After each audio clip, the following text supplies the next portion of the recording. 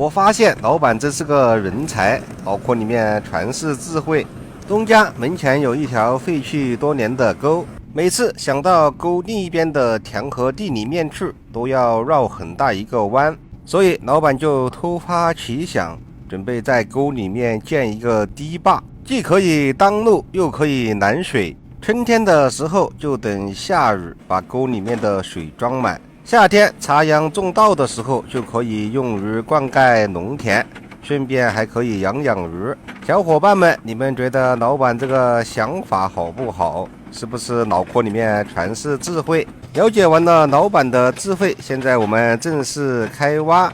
既然是为了建堤坝拦水，那这个功夫我们就不能马虎，肯定不能就这样挖土直接堆，那样100%就会漏水，达不到老板预想的效果。首先我们要把筑堤坝的地方四周的杂草全部给它清理得干干净净，然后再每50公分填一层土，然后再来回反复的给它碾压，这样一层一层的给它筑起来，那这样整出来的堤坝就非常的牢固。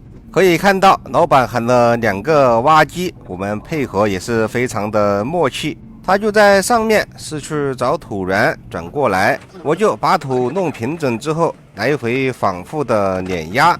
2个挖机的效率也是比较高，不一会儿的功夫就已经修出了大概的形状。但是为了把路修好修平整，中间还滴了很多，我们还需要把它填起来。就在我开到上面去找土源的时候，老板顺便要我给他把旁边的2棵树给挖了，跟我说长在房子旁边比较碍事，要是以后长大了更可能会把墙体撑破。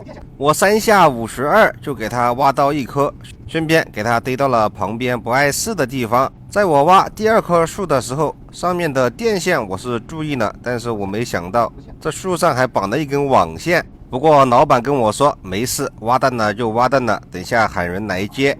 既然老板都这么说了，我也不管他3七21，先给他把树干倒，后面就让他自己慢慢搞。 OK， 我们就这样给他把树先搞断，等下他把线清理好了，我们再给他挖多脑壳。我们继续挖土来填堤坝，四周能挖的土源都挖得差不多了，实在是没有地方了，就只能把2边给它挖深。等我们把路修起来了，再给它平一平，挖一挖，到时候还是块地。前面这一半经过我收一收，扫一扫，基本上搞得就差不多了。后面还有一小段，另一个挖机还在填，那我们就把这里修好的一节先来回反复的给它压好，搞漂亮。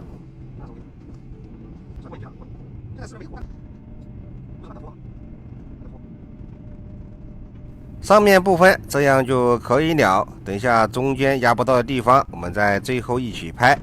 现在我们来给这个挖机帮忙，堤坝窄的地方我们旁边拍一拍，重新填点土给它加宽。加宽完毕，再把前面一点点不平的地方扫一扫，最后再把堤坝2边的边坡拍一拍，搞漂亮，拍紧实。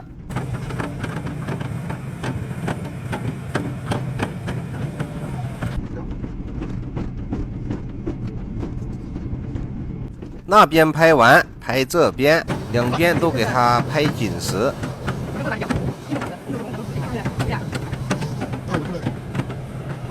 最后再把中间挖不到的地方，2边容易压垮的地方都用陡背给它拍平整。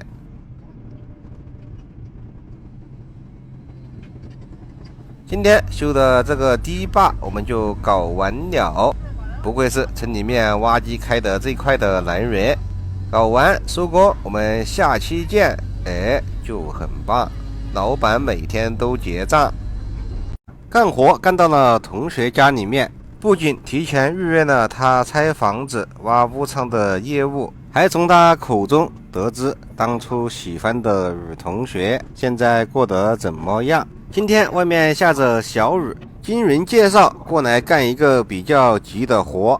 来的时候我就心想，什么活这么急，下雨都要干。兄弟二人放假回家，父母做了一桌子菜，两兄弟一边吃饭聊天的时候，看到家里面的房子比较破旧了，就合计着要不明年一人修一栋房子。那是说干就干，拿油柱准备去砍树，打电话联系挖机，因为要建房子需要一个很大的场地，堆沙堆砖堆材料，所以就选择了屋后面这块种满沙树的地。这沙树种了之后，刚好可以用作修房子用。为什么这么急？因为兄弟二人明天就要去做事了，但是交给父母干，又担心他们太辛苦，所以今天就算是下大雨，他们也要把这个事给干了。这个活干起来还是非常的简单。首先我们先把地里面砍树留下的都老棵全部给它清理干净，砍下来的树也给它挖起来堆到指定的地方，省得他们自己抬也比较吃力。